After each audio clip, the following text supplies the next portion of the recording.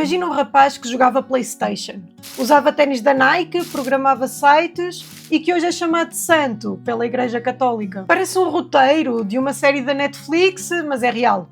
Carlo Acutis nasceu em 1991, morreu aos 15 anos com leucemia fulminante e em 2025 foi canonizado pelo Papa Leão XIV, um santo millennial criado no meio da internet que transformou a fé em algo próximo, acessível e até digital. Mas afinal, quem foi Carlo? Por que é que a Igreja decidiu canonizá-lo tão depressa? E o que é que a sua história nos diz sobre a santidade no século XXI? Hoje vamos mergulhar na vida e no legado do jovem que transformou videojogos e programação num caminho para Deus e que ficou conhecido como o primeiro santo da era digital. Então vamos a mais um episódio do Páginas Rasgadas.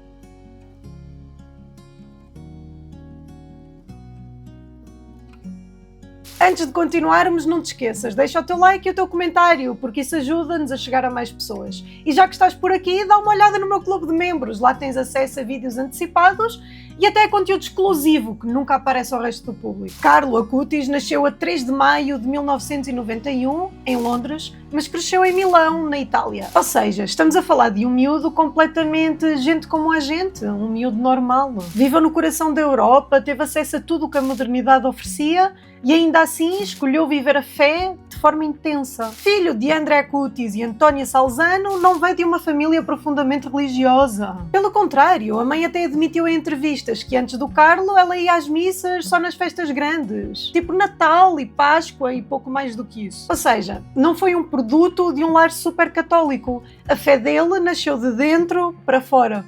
Na escola, Carlo era aquele tipo de aluno discreto, mas com um talento fora da curva para a informática. Desde cedo percebeu-se que tinha um dom para a tecnologia. Ele programava, fazia design gráfico e até montava sites inteiros sozinho. Imagina um puto dos anos 2000 que já mexia em código como quem jogava FIFA. Mas ele não era só um nerd de computador. Carlo tinha uma vida normal de adolescente, adorava videojogos, jogava PlayStation, Pokémon e até gostava de filmar vídeos caseiros com os amigos. Nada de vida afastada da realidade, nada de monge digital.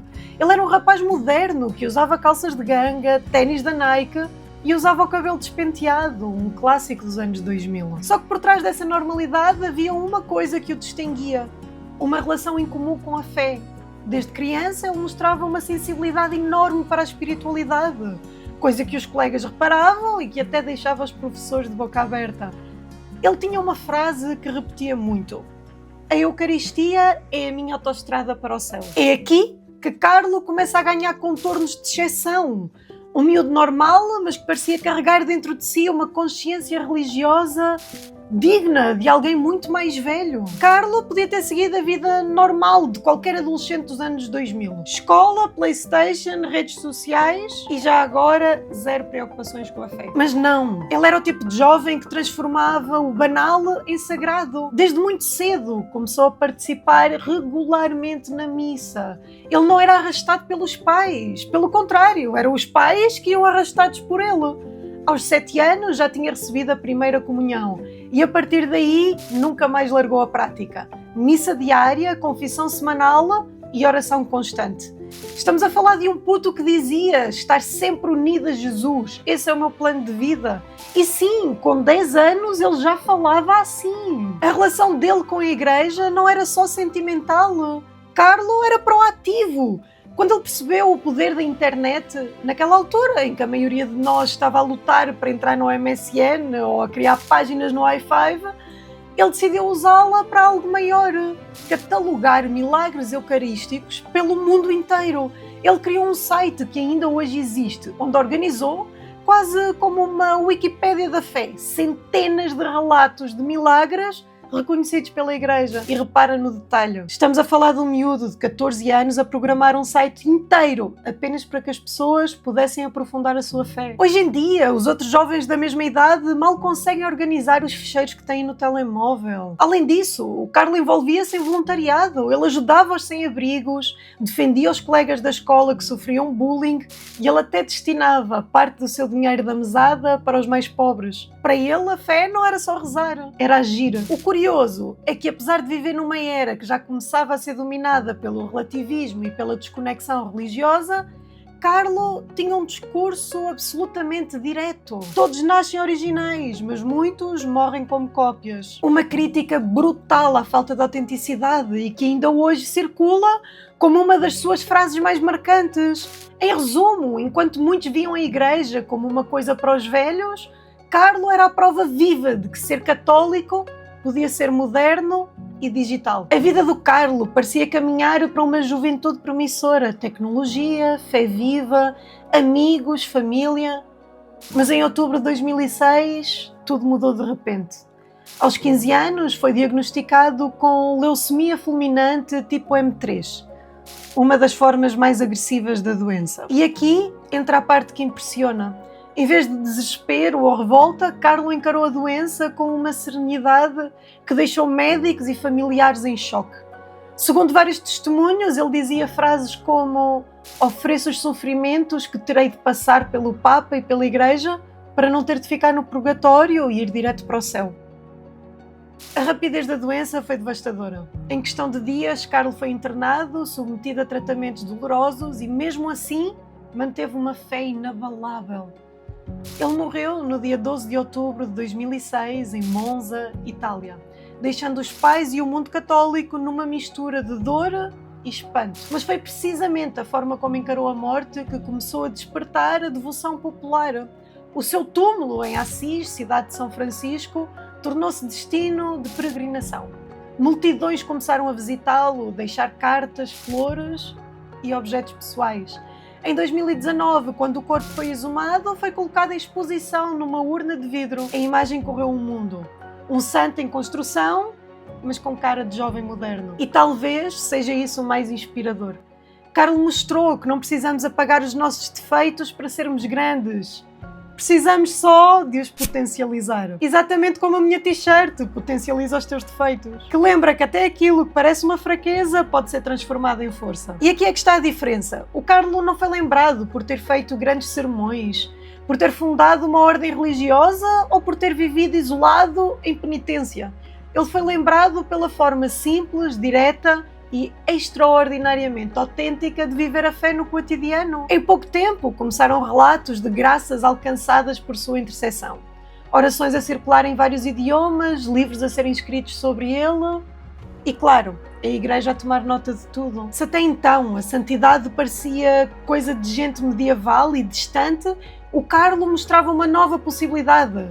Um santo millennial. Para percebermos a canonização de Carlo Acutis, temos de dar um passo atrás e entender primeiro como funciona a santificação na Igreja Católica. Spoiler, não é coisa rápida nem simples. E começou de uma forma muito diferente daquilo que é hoje. Nos primeiros séculos do cristianismo, os santos não eram escolhidos pelo Vaticano, eles eram reconhecidos pelo povo. Eram sobretudo os mártires, cristãos que tinham morrido pela fé, muitas vezes perseguidos pelo Império Romano. O culto surgia espontaneamente. As pessoas iam rezar nos túmulos, espalhavam histórias dos milagres e assim criava-se a fama de santidade. Mais tarde, claro, a Igreja percebeu que precisava de organizar este processo, porque senão cada aldeia ia inventar o seu próprio santo e nem sempre pelas melhores razões. Foi no século X que o Papa João V fez a primeira canonização oficial reconhecida pela Igreja. O caso São Uldarico de Augsburgo, um bispo alemão conhecido pela sua dedicação pastoral, pela defesa da fé contra invasões húngaras e pela reforma da disciplina eclesiástica na sua diocese. Era admirado pela caridade para com os pobres, pela vida de oração e pelo cuidado em preservar a ortodoxia católica numa época de grande instabilidade. Após a sua morte, surgiram relatos de milagres atribuídos à sua intercessão e o culto popular espalhou-se rapidamente. Foi justamente este reconhecimento generalizado de santidade que levou o Papa João XV, em 993, a canonizá-lo. A partir daí, o processo foi ficando mais rigoroso. Já não bastava o povo venerar alguém. Era preciso provas de uma vida exemplar, ortodoxia na fé e, claro, milagres. Outra curiosidade, durante séculos, a maioria dos canonizados eram papas, bispos, religiosos, ou seja, a elite espiritual. Só mais tarde começaram a surgir os chamados santos leigos, pessoas comuns que viveram a fé no dia-a-dia. Foi um passo importante, porque mostrava que a santidade não estava reservada apenas para monges enclausurados ou grandes líderes da igreja. Hoje, o processo segue 4 etapas principais. Servo de Deus, quando o processo é oficialmente aberto; venerável, quando se reconhece que viveu virtudes heroicas; beato, depois da comprovação de um milagre; e santo, depois de um segundo milagre reconhecido, a canonização é oficial. Ou seja, é quase como um jogo em fases. Não basta ser bom, é preciso deixar marcas concretas de santidade e milagres inexplicáveis. E no meio deste percurso longo e criterioso, Carlo Acutis apareceu como uma exceção pela rapidez com que o processo avançou. Afinal, passaram apenas alguns anos da sua morte até ser considerado beato. O processo de canonização do Carlo é quase um fast track dentro da Igreja Católica. E só isso já o torna especial. Normalmente este caminho leva décadas ou até séculos. No caso dele, começou apenas 7 anos após a sua morte, em 2013, quando foi declarado servo de Deus pela Diocese de Assis. A fama de santidade era tão forte que o processo foi super rápido.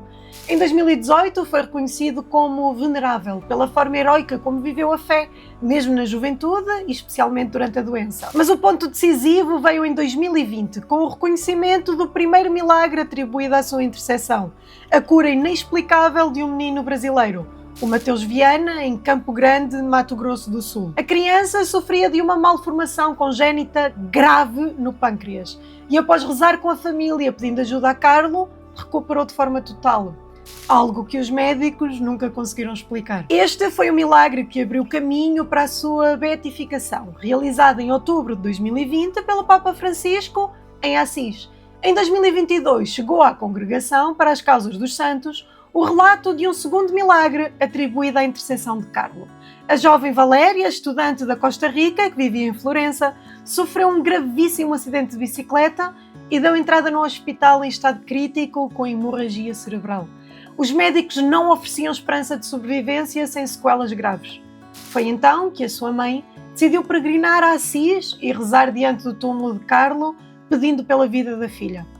Poucos dias depois, contra todos os prognósticos, Valéria recuperou plenamente. A cura foi considerada cientificamente inexplicável e em 2023 o Papa Francisco aprovou oficialmente este milagre, abrindo o caminho para a canonização de Carlo Acutis. A rapidez do processo surpreendeu até os mais céticos, mas a confirmação veio agora em 2025. Carlo Acutis foi oficialmente canonizado juntamente com o Pier Giorgio Frassati, no dia 7 de setembro de 2025, pelo Papa Leão XIV, numa cerimónia na Praça de São Pedro. Tornou-se assim o primeiro santo millennial, uma figura que cresceu no meio da tecnologia, usava videojogos e redes sociais, mas que viveu a fé com uma autenticidade capaz de inspirar milhões. A canonização de Carlo teve ainda um peso emocional fortíssimo. A sua mãe, Antónia Salzano, esteve presente e viu o seu filho ser proclamado santo. Algo raríssimo na história da Igreja, sendo apenas a segunda vez na história moderna da Igreja Católica. Para além disso, continuam a chegar ao Vaticano relatos de outros possíveis milagres atribuídos à sua intercessão. A Igreja mantém vários deles sob investigação, mas até agora apenas 2 foram oficialmente reconhecidos. Lembrando que mesmo depois da canonização, o processo de estudo continua. O que impressiona não é apenas a velocidade, mas a justificação da Igreja. Carlo é apresentado como modelo de santidade para jovens comuns que vivem entre videojogos, internet e redes sociais. A sua vida mostra que ser santo hoje não significa rejeitar o mundo moderno, mas sim transformá-lo, sendo assim invocado como padroeiro dos jogos, da internet e dos programadores católicos. A canonização de Carlo Acutis em setembro de 2025 não foi apenas um ato administrativo da Igreja, foi uma mensagem clara ao mundo. E a pergunta que fica é: porquê agora? Primeiro, há o fator simbólico. A Igreja precisava de um santo jovem, contemporâneo e próximo da realidade digital. Durante muito tempo, os santos pareciam figuras distantes, de épocas medievais, ou de contextos que já não falavam diretamente à juventude. Carlo veio quebrar essa barreira.